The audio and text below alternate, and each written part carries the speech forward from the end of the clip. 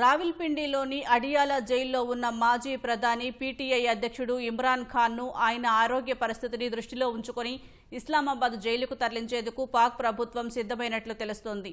ఆయన ఆరోగ్య పరిస్థితి ఆందోళనకరంగా మారిందన్న వార్తల నేపథ్యంలో ఈ నిర్ణయం తీసుకున్నట్లు సమాచారం. ఇమ్రాన్ కుడి కంటి చూపు దాదాపు 85% కోల్పోయినట్లు పాక్ సుప్రీంకోర్టు నియమించిన న్యాయ సహాయకుడు కోర్టుకు సమర్పించిన నివేదికలో కీలక విషయాల్ని పేర్కొన్నారు. సరైన సమయంలో వైద్యం అందకపోవడం వల్లే ఇమ్రాన్ పరిస్థితి విషమించిందని చెప్పారు.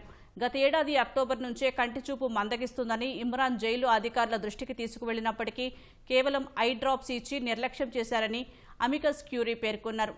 ఇమ్రాన్ కేసుల విచారణ ఎక్కువగా ఇస్లామాబాద్ కోర్టుల్లోనే జరుగుతున్నందున ఆయన్ను అక్కడి జైలుకు మార్చడం వల్ల సెక్యూరిటీ ఇబ్బందులు తప్పటంతో పాటు మెరుగైన వసతులు లభిస్తాయని భావించి పాక్ సర్కార్ ఈ నిర్ణయానికి వచ్చినట్లు తెలుస్తోంది.